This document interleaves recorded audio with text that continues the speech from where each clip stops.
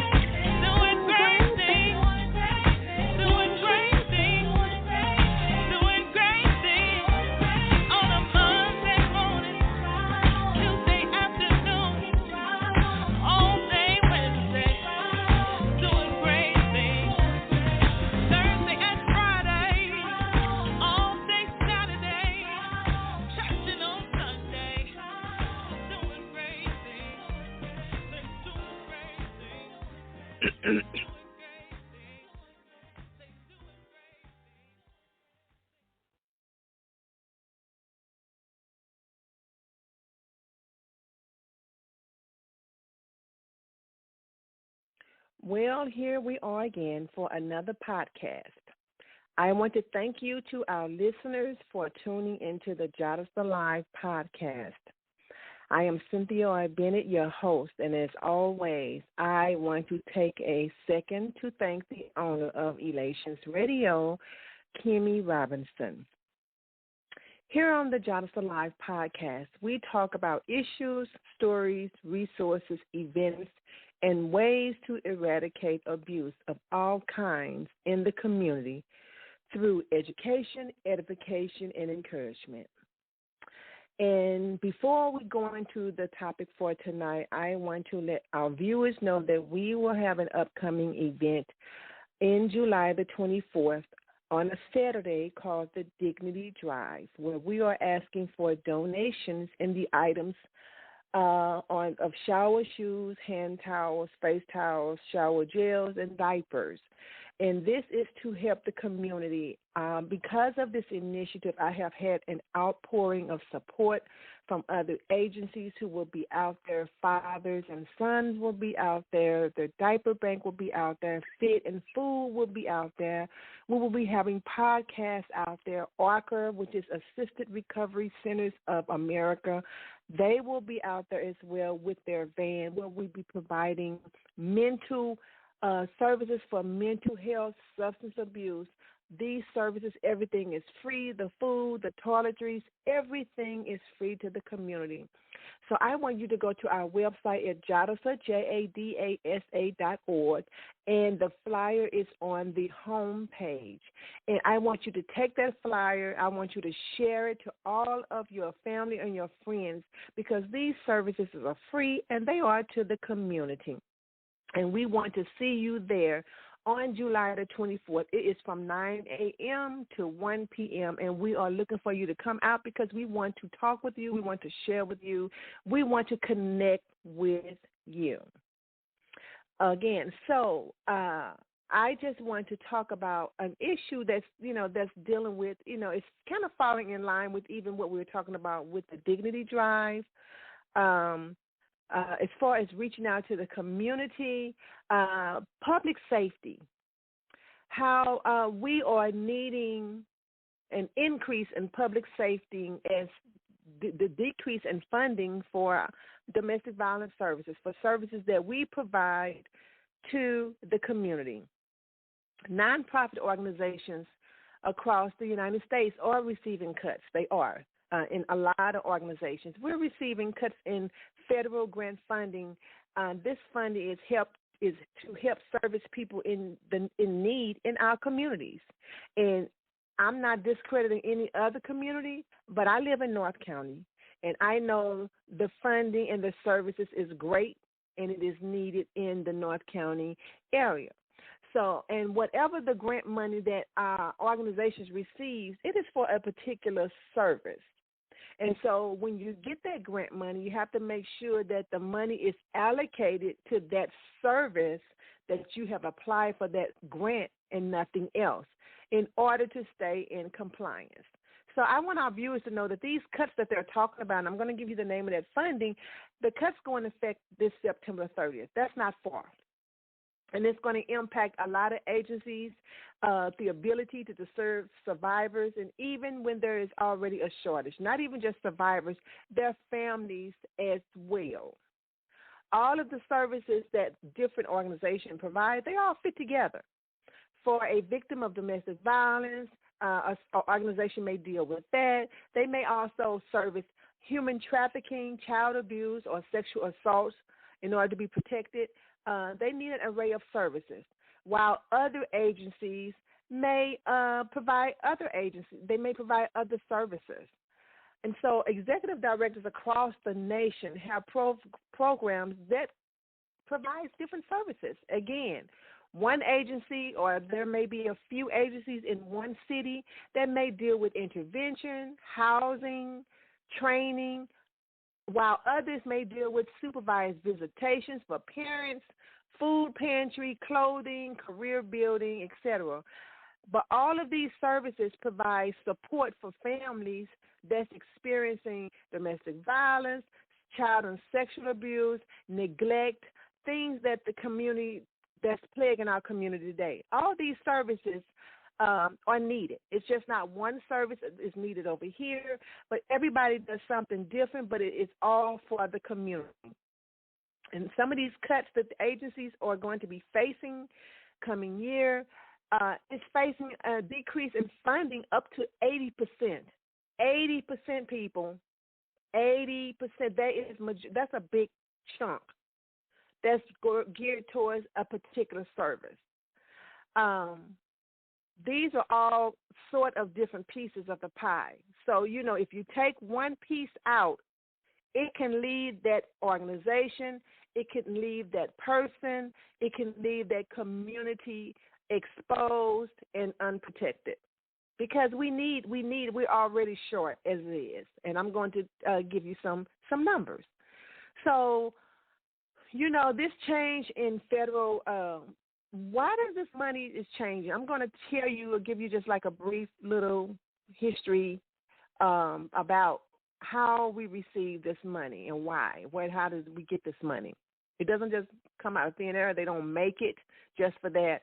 It says the decline in the money can be traced to changes in how the federal crimes have been adjudicated, which means, in other words, how federal crimes have been reported and how money is being allocated to that.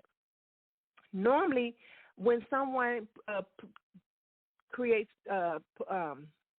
they do a crime, they're fined and they have fees from the prosecutors. And when they get the fees, they're deposited into a fund that's created by that's called the Victims of Crime Act, which is called VOCA, Victims of Crime Act. The acronym is VOCA.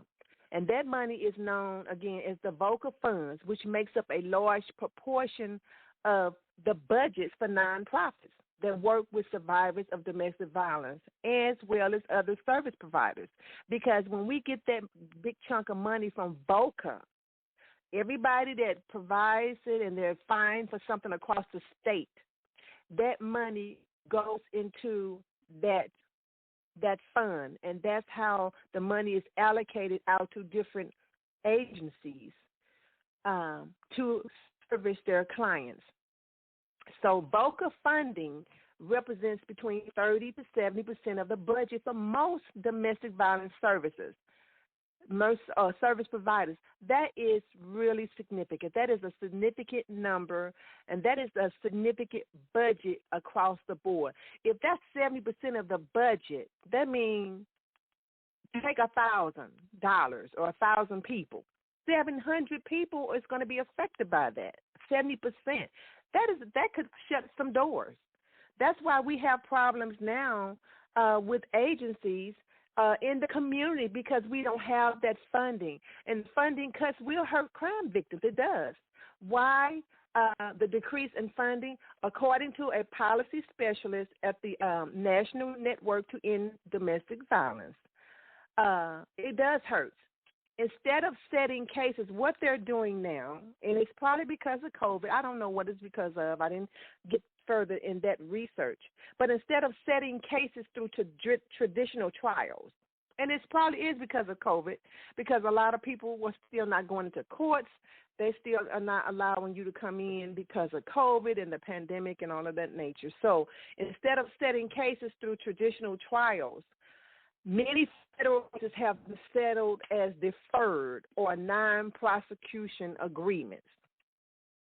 So because they are not going through the traditional way, traditional trial, the defendants in those cases may still be required to pay fines and fees. But when they pay those fines and those fees, their payments don't go into the VOCA fund because they are not convicted of the crime. So when they are convicted of a crime or a violation, that money would go into the VOCA funds because they're paying it. But because they're not doing this traditional trial, the money is not going in the fund. So which means if the money is not going, or their fees and their fines are not going into this VOCA fund, okay, the VOCA fund is not building up. So if it's not building up, you don't have that much money in this fund. If you don't have that much money in this fund, you don't have that much to shell out to the different domestic violence agencies. It's all a trickle-down effect. So declining VOCA funds is a national issue. There's going to be an increase in demand for services, no doubt. So not only are we not going to serve the population that we have been serving, we're also not going to have enough resources to serve folks escaping other cities seeking shelter or protection in these communities that we're servicing. And so here's some statistics from the MOCAD, which is the Missouri Coalition Against Domestic and Sexual Violence, the Missouri Coalition here. 79% of the agencies reported a VOCA grant allowed them to increase the number of employees. So it allowed them to have additional clinical capacity, allowing them to serve more people, allowing them to have more staff in shelters to provide these services, because if you don't have enough staff, you can't provide for the people. And if you don't have, a certain number of ratio staff to people, then they won't allow those people to come, and then you have people who won't be serviced. 65% of the agencies reported a VOCA grant allowed them to add new positions. You know, they may need more positions that help, more research, more clinical, more people to help serve the food, more maintenance, whatever, more administrative work. So that VOCA grant allows for that, 65%. 71% of the agencies in Missouri reported a VOCA grant allowed them to add or expand their services. So, for example, with the VOCA grant funds, some were added the Deaf Crisis Hotline, where they have this this software where if a person is deaf, of course they can't hear, but you can type in whatever it is, or what it is, they can type in, and you can, talk, see what they're doing, or you can, report whatever it is that they're reporting. So that VOCA grant helps agencies be able to service our clients, to service our communities. But if the money is not there, you can't pay the people, you can't provide the food, you can't operate the agency, you can't, it just affects so much. And that's because, what has happened, nobody knew this pandemic was coming. Nobody knew about it, but this pandemic has affected so much that I don't think that people realize what we have to do. We have to do creative financing. We have to do creative fundraising. We have to do and I'm going to talk about some of those things because I am pleading with the community as well, because that affects Jadasa as well, because we're a nonprofit, we're in the community, and we are servicing the community. So it affects everybody. The service providers emphasize that even through VOCA funding, even though the VOCA funding has decreased, there are other funding sources that can fill the gap, and we know we can do other things and ensure that survivors have access to services. But the state, there's also state funding. And we can always go back to fundraising events, which is what we're doing now. The event we're doing in July, that's not a fundraiser. That is, we are providing resources to the community. But remember, when you give to a 501c3, such as Jadasa, and yes, I am promoting the agency because we give and we take that money and we help the community with servicing all the things that we're doing. Your dollars are helping someone to get safe. It's helping a child to understand about the dynamics of relationship. It's helping them with the training that we just did, develop a program, funding, feeding these young ladies and stuff. Your money is doing that. But however, you can write your contributions off with your taxes because we are a 501c3. And so we are going to the community about resources. Yeah, new sources may come open. We will find funding. However, we don't know how stringent they may be with their requirements because, everybody is kind of buckling down now. VOCA funding can serve clients in totality, which means it can deal with helping with housing, helping them with food, helping them with resources, helping them with, clinical stuff. It's a totality where you can just deal with the client holistically, whereas any other funding that may replace it it may have other requirements that may be tied to COVID. It may have to be directly related to COVID, or it may be directly related to just children. There are some grants, if it's dealing with children and mental health, you have to be able to tie your program back to just children with mental health. Other things that can make it more difficult for agencies to spend the money in the same way or to utilize it broadly for all of the clients that's in need. And so there are grants out there but they may become stringent. Now, we know losing this type of money, this chunk of funding in any year, not just because of COVID and a pandemic year, but losing this chunk of funding in any year will be detrimental to any agency. Any agency. It's going to cause a struggle. It's going to cause, it could cause a panic because we still have to meet the need. The need does not go away because the money is not there. If anything, the need gets greater. But COVID-19 has also disrupted fundraising events to raise money, to service our clients.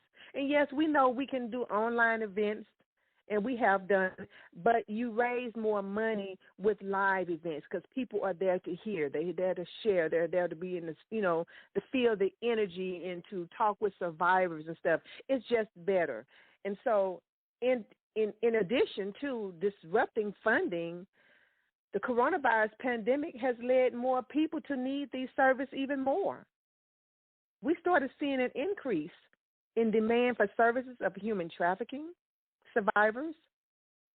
While, I'll get back with that. Increase in domestic violence. I did a series. I started this series when I talked about creative fundraising or creative servicing. I started this Jadasa Live online platform during the pandemic when everybody was in shelter and stay, when everybody had to stay in the house and you had the kids at home, both the parents, the grandmama, whoever else was staying in the house, you had everybody in this house. And, of course, domestic violence cases skyrocketed because you had the abused and the abuser quarantining together. You got the kids are, running around. The kids are bored. They have to be at home. Then we had school at home. You had that stress. Then you had people, nobody was working. Nobody knew if they was going to have jobs. You had that stress. Then you got all the people at home all day when everybody is normally at school and at work. You had all this stress building on top of that. So that increased those domestic violence cases. So we came up with a creative way to still be able to deal with our clients and the community at large.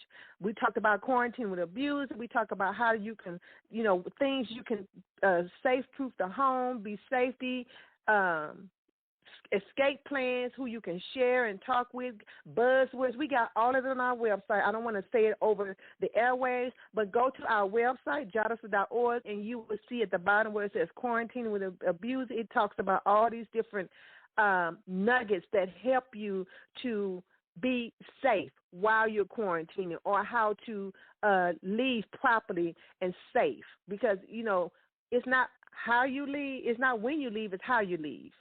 So we don't want you to just leave and end up having issues and it being a very negative result or response behind you leaving because you didn't leave right. We want you to leave right where you leave safe. And so we talk about all those things. And so since the pandemic, that has happened. We've also, again, started seeing an increase in demand for services for human trafficking, and while the popular images of human trafficking comes from a film, if everybody that's listened to my voice have not seen that movie called Taken, it's a very good movie. I like it. I've watched it several times with Liam Neeson. I like it. But, we know that kind of human trafficking is prolific throughout the U.S. We know that happens. But more often, human trafficking occurs between people who know each other. And, and we knew that in the height of COVID, the ability for those who are trafficked or stalked And to be able to break free from that type of situation was lessened because guess what? You were there. You were there. You were in the house. And so human trafficking is very much real, and it is happening in our community, and it is a money maker. It is. Well, no matter what anybody say to you, it is.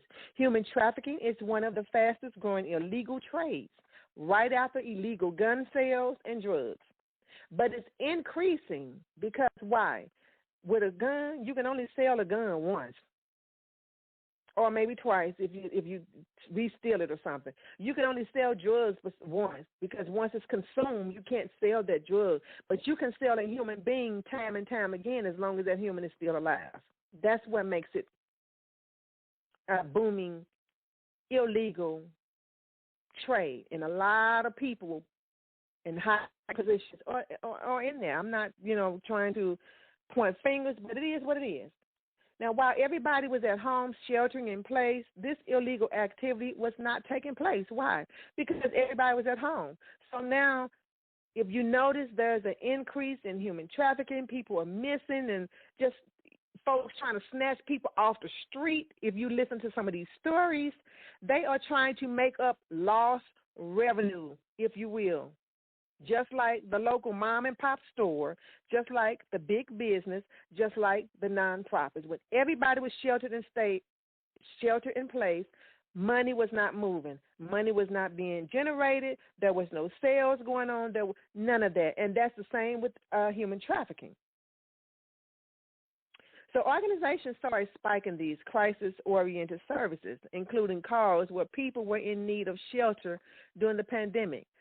Some shelters, they wasn't allowing people to come in. Now, they were opening up hotels at the particular time, but they weren't allowing people to come in because, the COVID-19, they wanted to make sure that you didn't come in and affect the people that was already there. It just changed a lot.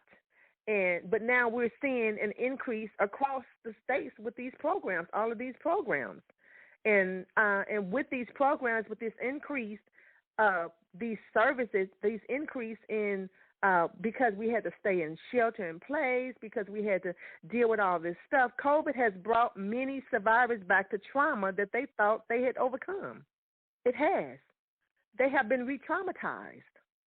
And so now they're in further need of more services. Now, we know that sexual violence is a crime of power and control. But now we know that. They've gotten over that. But then now you re-traumatize because now you don't have the power to go out in the community or to control.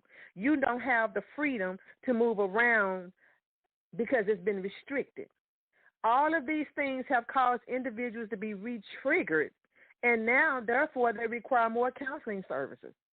And so now we have to try to find ways to still service not only new and incoming clients, but our existing clients who may have gone past and healed and went through and they're functioning, but now because of this pandemic and things have happened and came out this pandemic, they have been re-traumatized. Now, because they're reopening up things, everything that's being reopened is not good.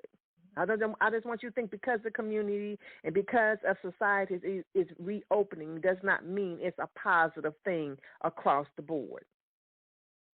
So those of us fighting domestic violence, fighting about neglect, all these agencies, we argue that funding our services should be a part of investing in public safety because it is about the public. We are for the community, and we are about safety. Law enforcement can respond after violence happens, but preventing an ongoing violence and trauma impacts not only nonprofits, domestic violence agencies. It's going to impact the law enforcement. It's going to affect the court system. It's going to affect a lot of things on multiple levels, such as housing security. Do you have a place to stay? Do you have a place to lay your head? Wages. Do you have a good paying job with benefits? Do you have a job that can take care of your basic needs? Safe neighborhoods or safer neighborhoods. that we don't have to always hear bullets flying. We don't have to hear people drag racing these cars and these three-wheelers and, drive-bys and all. Access to mental health services, quality education, career training and development opportunities. All of these are determinants of public safety. And if we have a well-resourced service in all of these areas, that is what creates healthy communities at the end of the day. So I think it's very important for the agencies, the businesses, the communities, the schools, public safety, law enforcement, all to come together for an action plan. We don't need to come together and talk no more. Talk is cheap. We have talked each other till we're blue in the face. We need an action plan, put it in action, make the connection of why it's so important to have resources available and network with each other so that we can build our children, we can build our families, and we can build our communities. So before I leave you with this, I wanted to go back to a story in the Bible. There's a story in the Bible in St. Luke. It's about the Good Samaritan. And the story is of a parable that revolves around a man who was robbed by two men. And he was robbed and he was severely beaten and bleeding and left on the side of the road. I'm paraphrasing it, but you can go read it for yourself. Left on the side of the road bleeding. Well, there were two men that passed them by. There was a priest and a Levite, and they crossed the street. They saw the man was bleeding and passed him by. But then there was this one man who saw him. He was wounded. He stopped to help him. He dressed his wounds. He carried him to an inn, a place where he can rest. And he paid for his services. He paid for the person that owned the inn to take care of him and said, when I come back, whatever he owes you, let me know and I'll pay. That was a good Samaritan. He took care of somebody who was in need. What is the moral of the story? Is that we need to put aside our differences and help those who are in need of help. The Samaritan in the Bible did not think about race or religion because of the man. He just saw somebody who was in need of help. So that's what we can do. We need to be good Samaritans. We need your help. Jadasa needs your help. Other organizations, we need your help because we have to start building up our communities. We live in these communities. We see what's going on in our communities. Let's do something, whatever you can, whatever small amount you can give financially. If you can come and volunteer and help, that is needed as well. You can offer your services. You can provide resources, whatever you can do. Community, be proactive, not reactive. We need proaction. We already know what's going on. We already know what the community is like, and we know what's needed.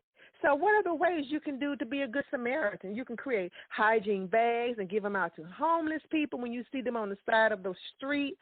The homeless community is just growing astronomically due to the pandemic, due to people losing their jobs. They're on the streets. Create hygiene bags because that goes a long way. Socks and stuff, deodorant and soap, because they already feel vulnerable because they don't have a place to stay, but then they don't want to have to go into establishments where they either ask for food or they either have money to buy food, and they're not feeling fresh. Things of that nature, stuff that we take for granted. We go and take a bath and a shower every day. We think nothing about that. But to somebody that's homeless, that makes a difference in their day. Go grocery shopping for an elderly neighbor. I know they have these places where they, pick the stuff up and they deliver it to you. But just go shopping. Be neighborly. At least let them know, because I have seen, let me tell you, I'm glad I said that. And I'm going past my 30 minutes, but I knew I was today. I saw a lady last week. I went to the store, and this is what I'm saying, go grocery shopping for an elderly neighbor. This lady, apparently she had a problem, or she had an issue with her balance. I don't know if she had vertigo or whatever, but she was walking with her buggy, and she had a cane. And she had groceries and stuff. She had already come out to the grocery store and stuff. And I could tell something was not quite right. And it was almost like her legs was moving too fast for her. And all of a sudden she fell. And I said, ma'am, you okay? You okay? And she said, oh, I was just trying to, my legs was just, they gave way and stuff. And so I helped her up and I walked her to her car with the buggy. And I said, okay, where's your keys? I'm going to help you in the key. I said, do you have somebody you can call? You cannot get behind this car and drive.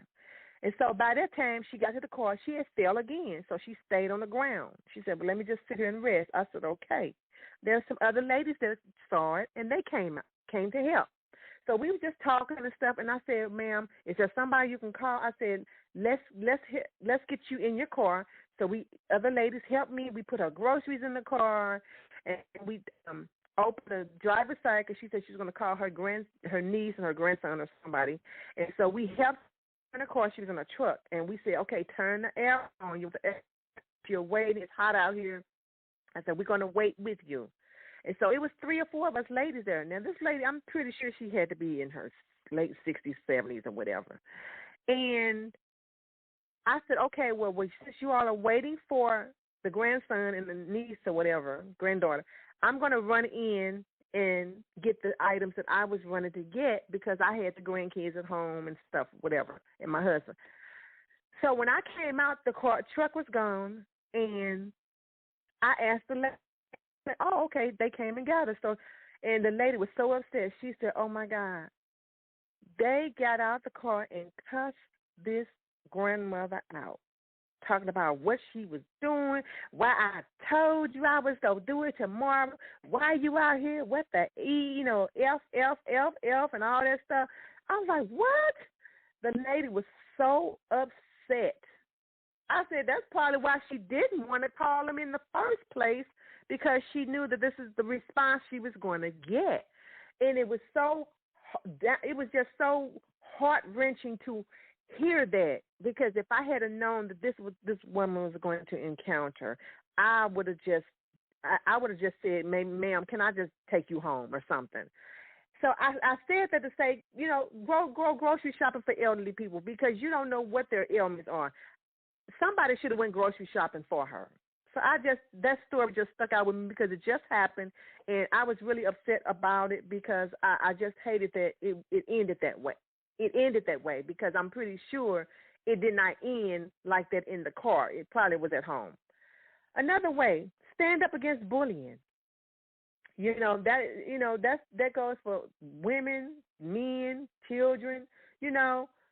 It's about bystander. Be an effective bystander. That's something I'll talk about later, too. Tutor a student who is struggling. If you know somebody that's struggling, you're good in math, tutor them. Because that also deals with when they have low self-esteem issues, that deals with, low grades in school. They don't get low grades. They get low grades, and they don't feel like they're being heard or understood. They give up. It just trickled down to so many other areas. Become a mentor to someone. Sign up to be a big brother or big sister. Be a mentor, because we need mentors. We need mentors like we need running water. We need mentors with these kids. They are our future, and we have to pump positivity in them. We have to, and I use that word delicately. We have to pump it in them, because sometimes whatever they're going through, life has deflated them. They feel deflated, like the air has been sucked out of them because of life, because of things they're experiencing, some of the things they're seeing that they should not even have to deal with at their ages. So, pump positivity in them. Help a neighbor take care of their yard. We have elderly people, and sometimes people, if you can cut their yard or something, cut it. I'm leery about folks that, I know they got to make money, but the way times are, just leery about people that's coming out of another neighborhood to come to your neighborhood to cut your grass, and they walking down the street with a lawnmower. I'm just kind of leery about that. And sometimes maybe drop off bus passes or something. That's the good things that you can do to be a good Samaritan. It's about compassion. I talk about that. There's a difference between feeling sorry and having compassion. I said children have compassion. Children don't feel sorry. Jesus never felt sorry for anybody in the Bible. You will never find it in the Bible. It says Jesus had compassion. And the difference between feeling sorry for somebody and having compassion, compassion is doing something to make the situation better. Jesus was always making somebody's situation better. Feeling sorry is when you are helpless and there is nothing you can do.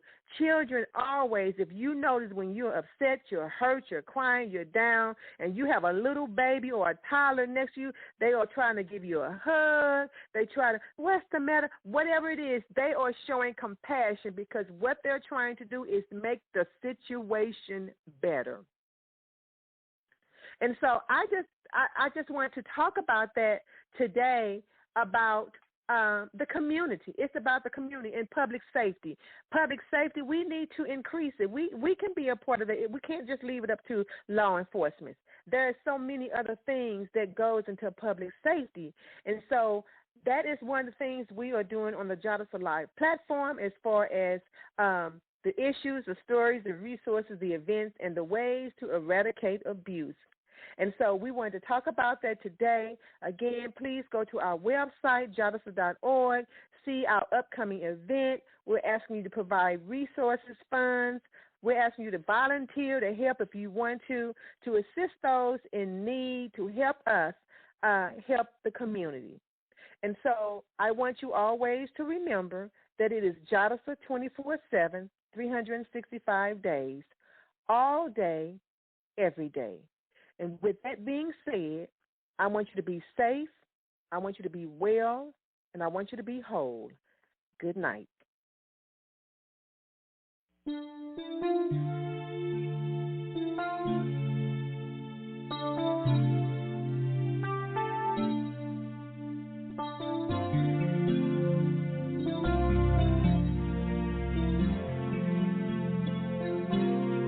Brothers and sisters in the street, I'm here to let you know I come in the name of the King. There is no other name I know whereby men who can be saved. Jesus Christ is that name. He knows you have a need, and I'm here to save the sea and to let you know the pain is over now.